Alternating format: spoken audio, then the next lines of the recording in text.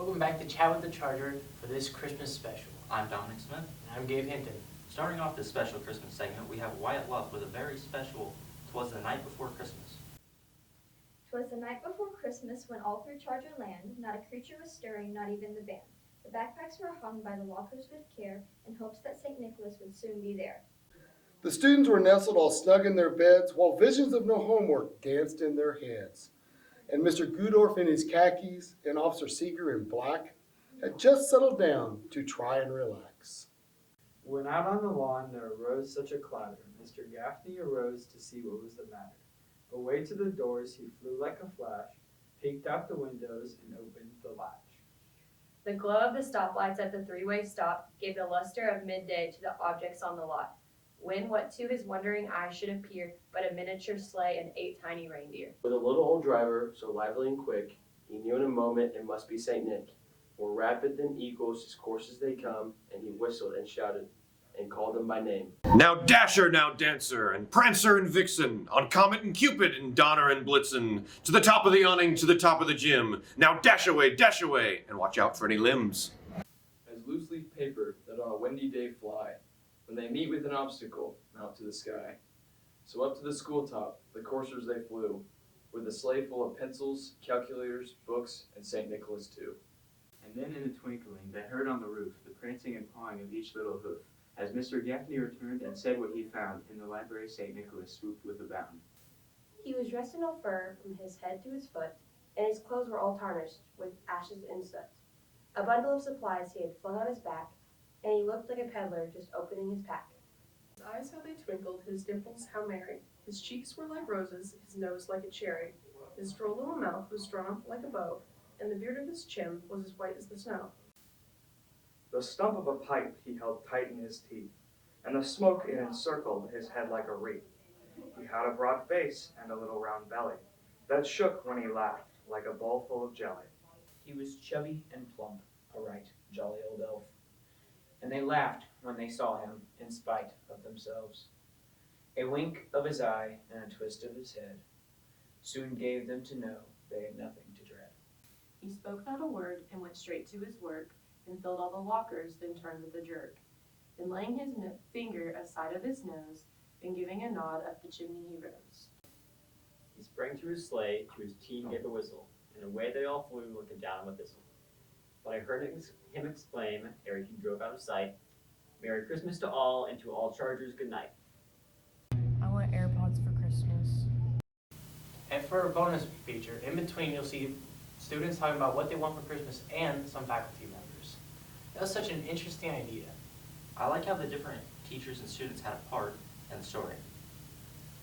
If you guys love building snowmen as much as I do, then you'll love the next segment. We have Noah Miller doing another sports segment with a special game of blind snowman building. Hey guys, so we're back at this game, and as you can tell, we got some snowmen, and we got this, right now I have this nose. They're supposed to be pinning this nose on a snowman as best well as they can. So you guys ready? Alright, ready? Go.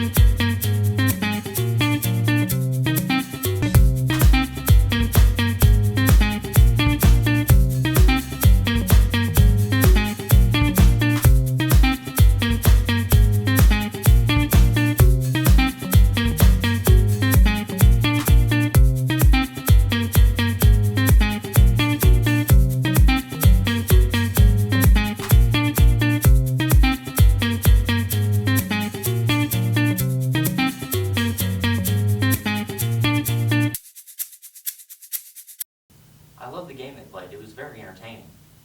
I agree. I hope next time I can be a part of the fun. For our next segment, we have Jaden Baugh taking us back in time to World War I to talk about the Christmas truce. For Christmas, I want free homework passes. Christmas, a time of goodwill, cheer, and loving times. But what if I told you that one of its most famous moments comes from the fields of France? In 1914.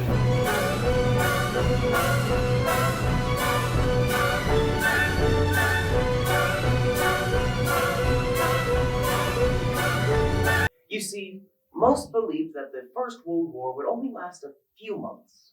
Not out of stupidity or national pride, but because the last major war was in Napoleonic times. After the Congress of Vienna, a balance of power was set in place, a balance that would ensure that no war would get anywhere near as destructive. And this is not the first time there was a war in Europe between major powers.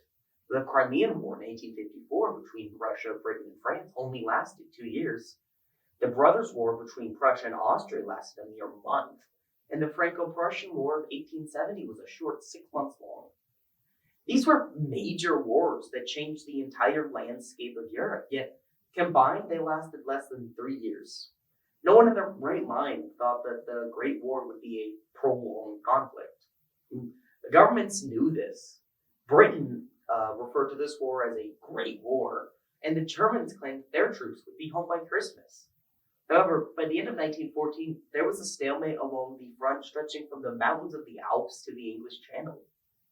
Now, these troops fighting their king's battles were not living in optimal conditions, to say the least.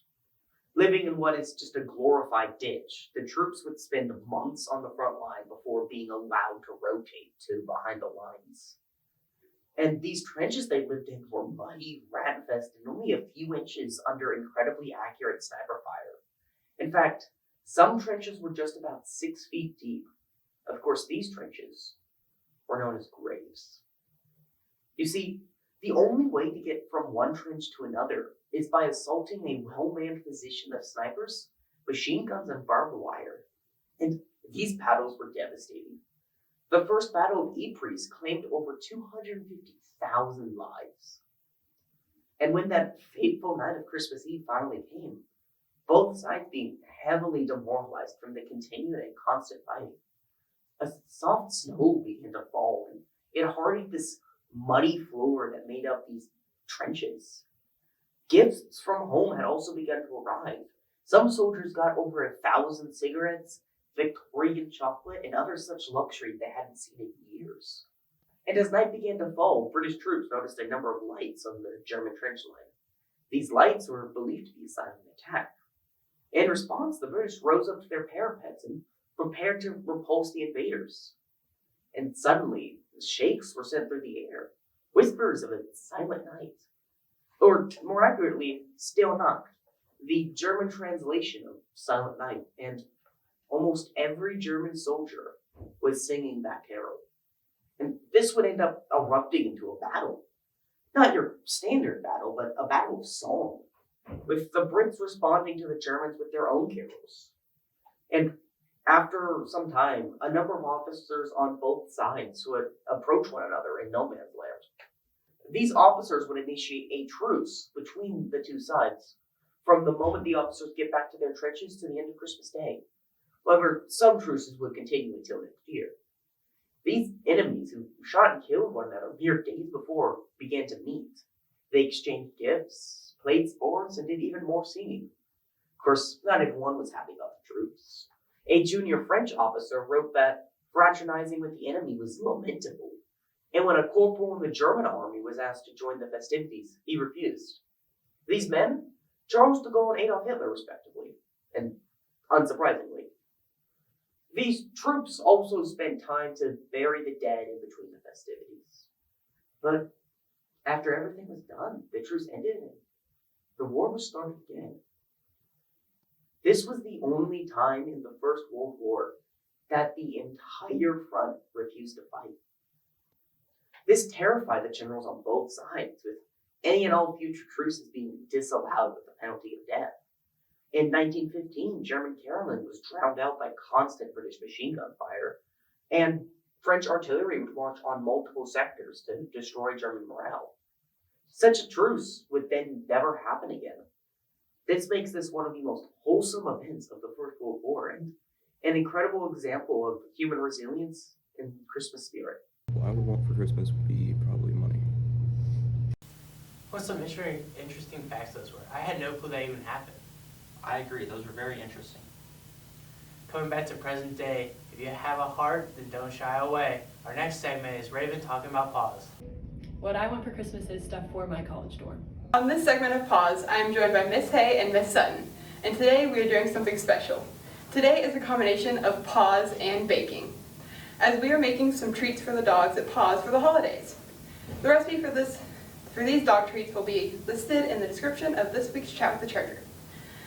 So we'll get started, and while we are getting started, what brought you to Pike Central? I came here to teach language arts. When I went back to school for the second time to work on a teaching degree, my ultimate goal was to teach language arts, hopefully middle school or high school. And here I am. And I taught preschool before I came here, and I was Mrs. Hayes' preschool teacher. She taught me to read. So and look at her now. Full circle. So do one of you want to do? Yes. I think it's a good thing I brought my glasses. Half a cup. Half a cup. So can I use this big spoon? Yeah. Thank you. So your half cup. Do you like it here at Pike Central? I do. The kids, for the most part, I can be pretty sarcastic with them and they get it and it's funny and they understand my jokes and that's a nice change of pace. And I went to school here in high school and graduated 20 years ago in May. Wow. I went to school here also, but I'm not going to tell you when I graduated. But I too, it's hometown, you know. Yes. So. What is your favorite animal? I love unicorns. That is my favorite animal on earth. That is so fun. I love that. You love unicorns. I have always loved unicorns. I don't know that I have probably dogs, but actually I love a lot of animals. I'd have to say horses are up there, then cats, and then dogs, and then reptiles. I have currently a leopard gecko. Oh, cute. Awesome. He was technically bought, but also a rescue. We got him at the Vandenberg Reptile Show, and whenever I got him, we reported who we got him from to the people who run it because he just wasn't in good shape. He was thin, and their tails normally show how hydrated they are, and his tail just was not as plump as what it was supposed to be for his age. Have you ever adopted an animal? And Yes. if so, what was the animal or animals? I had actually adopted a dog from Paws way back in the day, and my husband and I have we had a cat when we first got married that we had like taken in as a stray. Oh my gosh, she was the best little cat. We had her for about 13 years. I think some of the best pets are strays and adopted. They're just Most so definitely. happy to be with you and to have a nice home and just such good animals. They are, and a fun little fact, I was one of the first families to adopt from Paws, so Paws is very near and dear to my heart. All my children have rescue animals as well, and it's just like you said, they're just so happy to have a home, you know. So you should go adopt from Paws. And if you can't adopt, you should go help them out because they are always looking for help. I see where Paws is doing this kind of little special thing where they're allowing seniors to take I home know. senior animals, and Yes. then Paws is covering almost all the expenses for them Yes. and allowing the seniors to be basically permanent fosters. And isn't that a win-win Yeah. situation? So You know, because nice. maybe, you know, as a senior Companionship for all of person, them. yes, exactly, and you're on a fixed income and you can't afford things like that. And yeah, it just is. Paws, they just are doing wonderful work. On their Facebook page right now, they just shared it last night, they do have their Amazon wish list. They are needing Yes. food and cat litter all the time. And so then that don't would they be have something their good to gifting get. tree up for Yes. the Sure do. boys? Yes, They they do. do. So So if see- you are wanting to do something good for the holidays, maybe check out Paws Amazon wish list and their gifting tree. And go in and check out the animals because you might find your new best friend. Does somebody want to do the honey? It is a 1/4 cup of honey. Yeah. Here we go. Let's make a You're doing a mess. fantastic job. Thank you. Probably everywhere. I'll try to keep it tame. But she's a little clumpy. I don't She want said she had to like warm it up in the microwave a little bit to get it. That's fun about honey though, because it's almost never, like you don't have to throw it out. You can just boil it and heat it back up. Resourceful. One of my neighbors, he has bees, and so he sells honey. Oh, nice. Honey comb is really good for people. I have asthma. It's really good for people who have asthma also, because it helps to, if you chew it, clear out your sinuses and whatnot. Okay, is that? That should be good. There we go. Look at you. I just don't want to have honey all over me the rest of the day. Yeah, Miss Brenner had to go wash her hands. yeah, I'm gonna do that in a minute too. Probably this table. Oh, yeah. We normally have a tablecloth over, but I was like, that's okay. We're not for today. No and then problem. I think this is Yes. last bit of 1 cup of, or 1 teaspoon of cinnamon. So It now smells we get, fabulous. It does. Now we get to mix it. We will hand mix by hand here instead of using the mixer. See what happens. For my comfort, yeah. And then we have gloves here for. That I just got peanut butter all over. I'm sorry. Okay. So, what type of animal would you recommend for somebody adopting for the first time? I think it would have some factors like where you live, how much space you have, how much time you're going to be able to devote to them. If you're choosing a specific breed of that kind of animal, or if you're looking for something, some animals just need a lot more training and a lot more time and different factors for like diets. We have an English bulldog who we absolutely love, but my goodness, she is allergic to everything, and she took a really long time to get house trained, and if I hadn't been at home at the time, we would never have gotten her trained. She's very stubborn. That is a factor, and if you go into the animal shelter, you can possibly, start walking a dog or playing with the cats to see if you get along with them. Or, like Paige said, she adopted a reptile. If you go in, they will help you. You can kind of tell them what you're looking for and foster for a while, see how it goes with your family. It's a great way to build rapport with some of the people that work there too, so then if you're looking for something specific later on, they would be able to tell you when those kinds of animals come And you in. can find almost any kind of animal that you want to adopt. We have a border collie. She came from a breeder who unfortunately had some issues and started hoarding dogs.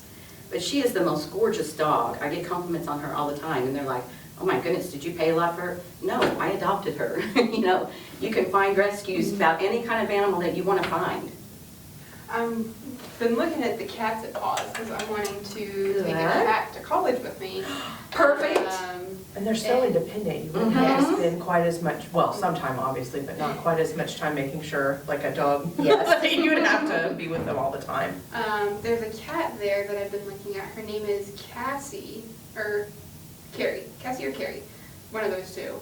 And she's a black cat, and she is just so pretty. Aww. Oh no, I don't know if the little dog treats is gonna work. I think they might be too sticky. That's okay. You know what, we probably need to spray it with Pam or something maybe I to, don't know if we have, we do have some over there. where's it at? Oh, is that it? On I got it. It might be, I'm not sure. Does this need to be on for that? No, Oh, there's this no is bake. like cool. Because it's not, there are no bake treats. Oh, I see, you just mold them in. Yeah, but I think they might be too sticky. It's okay, we can always do just the balls. Oh, that would be fantastic. The dogs won't care. No. So, Miss Mills in the office graciously allowed us to use this little waffle maker that looks like dog bones. However, I think these might be a bit too sticky for us to use, for us to use it. We're gonna wait for this one. So we're gonna stick to the pan.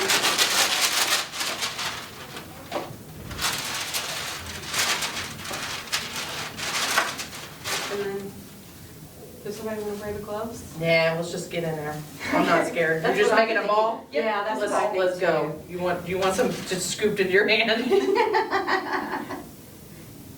I'm already sticky from the honey, so. There you go. We will smell good too. Oh, yeah, these are fantastic. Sort of like no-bake cookies for dogs. Yes. Okay, how big are you making yours? Maybe a like little that. smaller? I'll just give you a big clump so you can. What's nice about these is they can be refrigerated for up to 4 days and then frozen for up to 30. So they're not Wonderful. something you have to feed right away. You can spread them out over. Sorry. Especially if you can freeze them, then you can, Yes. keep some on hand. All the ingredients of this are pretty easy on the stomach too. Mm-hmm. So do any of you have any interesting stories about pets you have owned? Oh, you always have interesting stories when you have pets. Yes. Our border collie that we rescued because she had been in a hoarding situation, and she probably had to fight some of the other dogs for food and stuff. We had had her for just a few weeks and I ended up taking her to the vet because she ate a bar of soap. Oh. Yes. So they do all kinds of fun things like that.